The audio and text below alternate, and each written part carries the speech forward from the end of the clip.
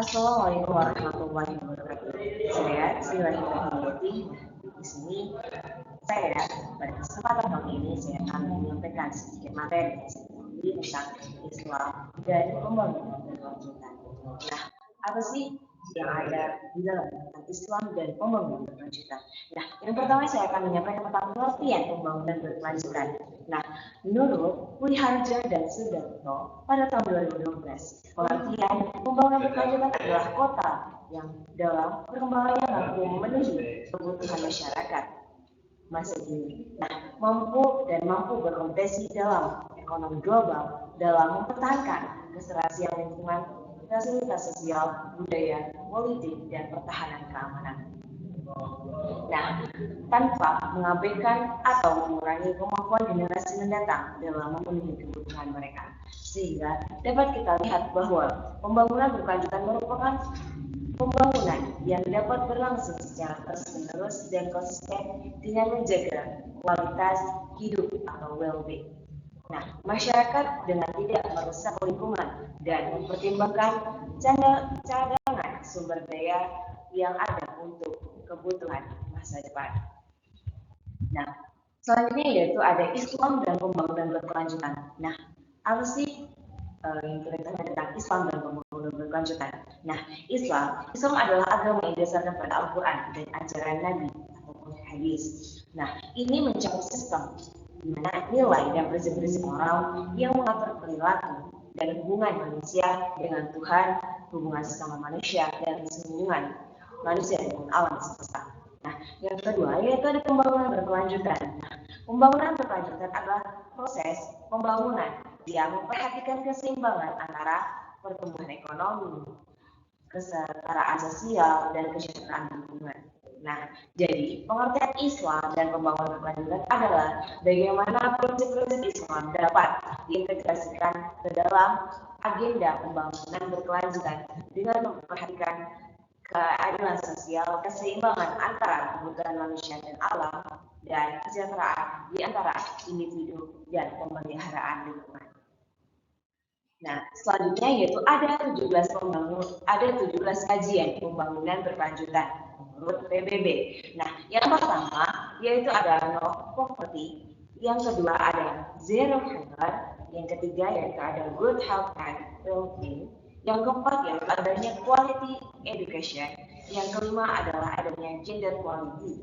Nah, keenam ada clean water and sanitation, yang ketujuh yaitu ada affordable and clean energy, yang kedelapan ada dense work and economical. Nah, yang kesembilan yaitu ada industri, innovation and infrastructure, yang ke-10 ada market and qualities, yang ke-11 adanya sustainable habits and communities. Nah, yang ke-12 adanya responsible consumption and production, yang ke-13 ada climate action, yang ke-14 adalah live water, yang ke-15 adanya live online, yang ke-16 adanya taxation and strong institution, yang ke-17 adanya partnership for the goals. Nah, itulah tadi 17 kajian pembangunan berkelanjutan menurut PBB Islam dan pembangunan berkelanjutan. Nah, pembangunan berkelanjutan itu menurut perspektif Islam secara lebih rinci penulis mengelaborasikan perspektif Islam dalam konteks pembangunan berkelanjutan, yaitu ada 3 dimensi. Nah, yang dimana yang pertama yaitu ada world view and plan atau landasan berpikir. Nah, yang kedua yaitu ada tujuan, dan yang ketiga adalah metode praktis. Jadi ada 3 dimensi atau yaitu ada 3 penulis yang mengkolaborasikannya, yaitu menjadi 3. Selanjutnya yaitu ada tujuan pembangunan berkelanjutan dalam perspektif Islam. Nah, di mana dari 17 tujuan pembangunan berkelanjutan dalam perspektif Islam, yang pertama yaitu ada no poverty atau tanpa kemiskinan, yang telah disebutkan tadi ada 17. Nah, yang pertama yaitu tentang kemiskinan.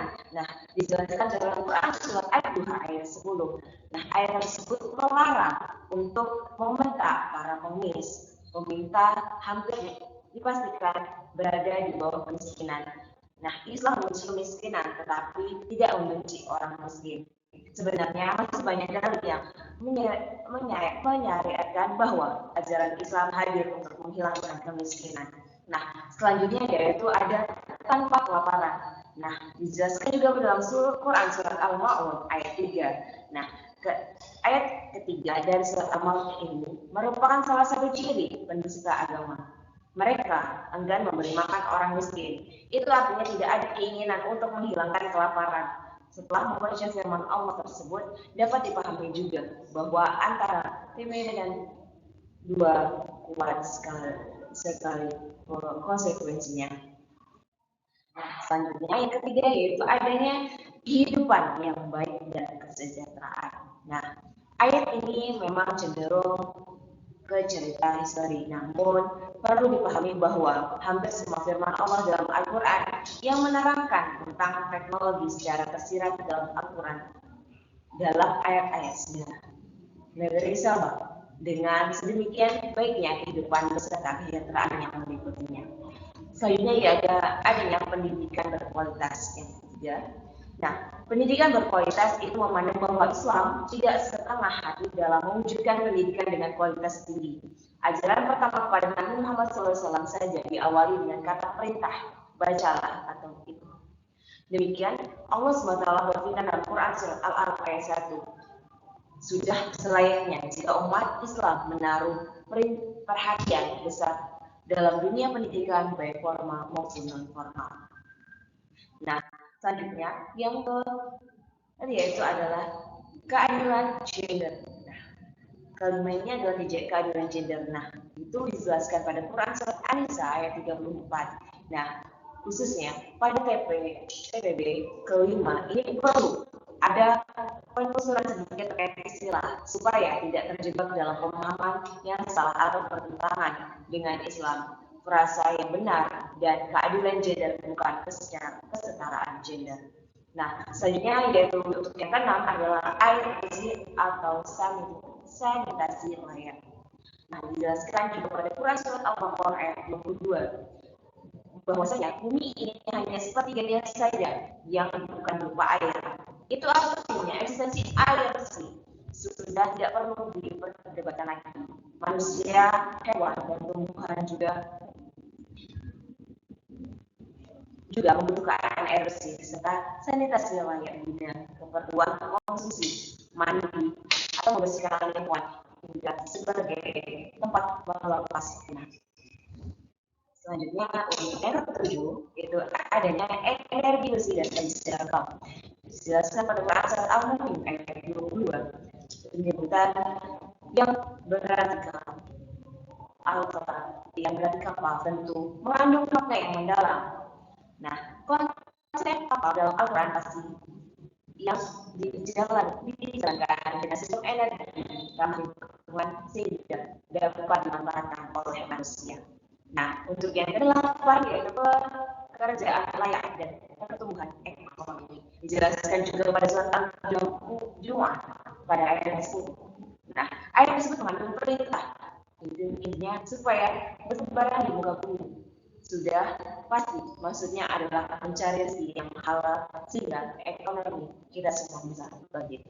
Nah, yang kesembilan adanya industri, inovasi dan infrastruktur. Nah, dijelaskan dalam Quran surat Ibrahim ayat 24 di mana semakin menegaskan bahwa munculnya inovasi merupakan sesuatu yang penting dalam sebuah organisasi. Mengenai bata yang dimaksud dalam firman Allah SWT tersebut tentunya saja merupakan inovasi di dua hal berkelanjutan. Nah, untuk yang ke-10 yaitu adanya berkurangnya kesenjangan. Nah, dijelaskan pada Quran surat Al-Hujurat ayat 10. Nah, ayat ini menjelaskan bahwa Islam itu lahir mengurangi kesenjangan di antara umat manusia, melainkan juga penghapusan perbudakan. Yang ke-11 yaitu adanya kota dan komunitas berkelanjutan. Nah, dijelaskan pada Quran surat Al-Fajr ayat 7. Sebagaimana telah dijelaskan sebelumnya, beberapa ayat-ayat ekologi sebagian besar ada dalam kisah sejarah Al-Quran yang bermanfaat untuk diambil pelajaran berharga. Nah, di ke-12 yaitu adanya konsumsi dan korupsi yang bertanggung jawab. Nah, dijelaskan pada Quran surat Al-Isra ayat 26 dikatakan pentingnya inovasi dalam sebuah organisasi memajukan segala sesuatu yang dimaksud dalam firman Allah Subhanahu wa taala. Untuk tentu bergerak di inovasi harus dilakukan secara berkelanjutan. Selanjutnya yang ke-13 yaitu kota dan komunitas berkelanjutan.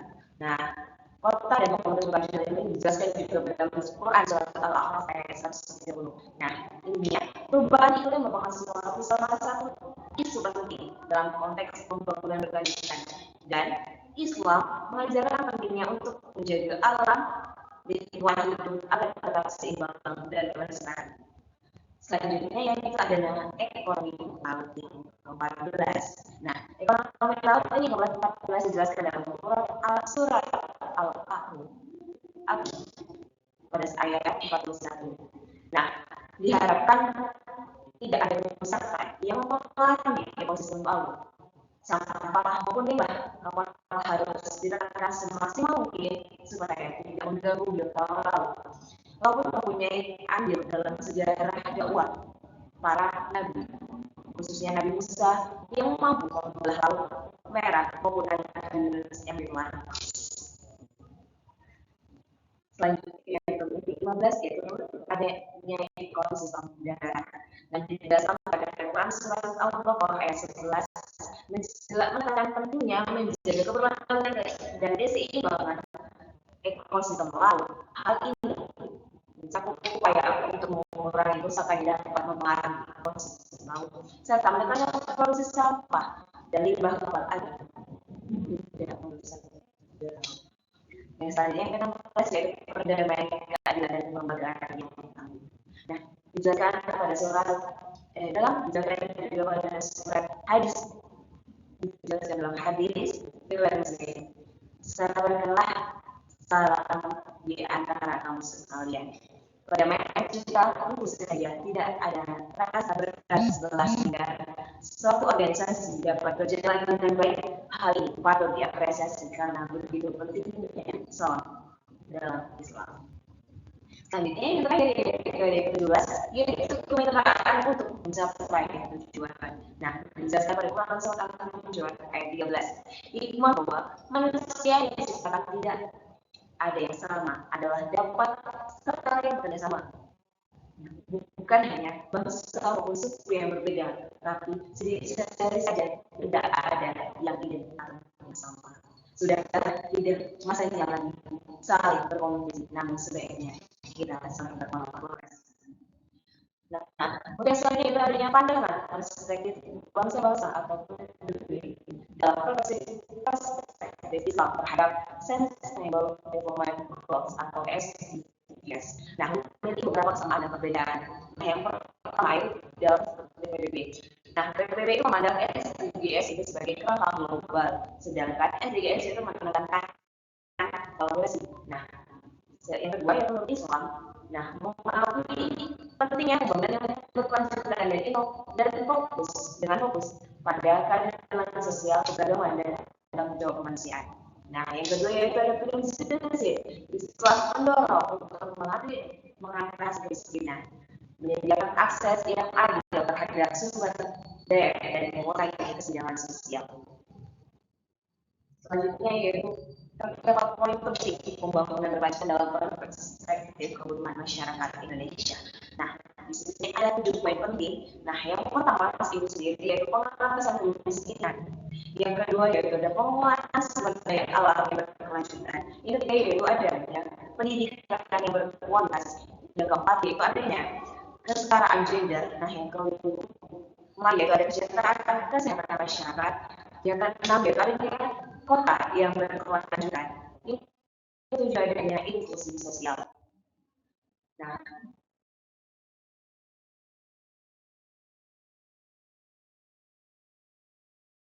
dapat saya sampaikan mengenai Islam dan pembangunan dalam perspektif Islam. Saya akhiri, sebelumnya saya mohon maaf bila terdapat salah dan tutur kata. Saya akhiri, terima kasih banyak dan wassalamualaikum warahmatullahi wabarakatuh.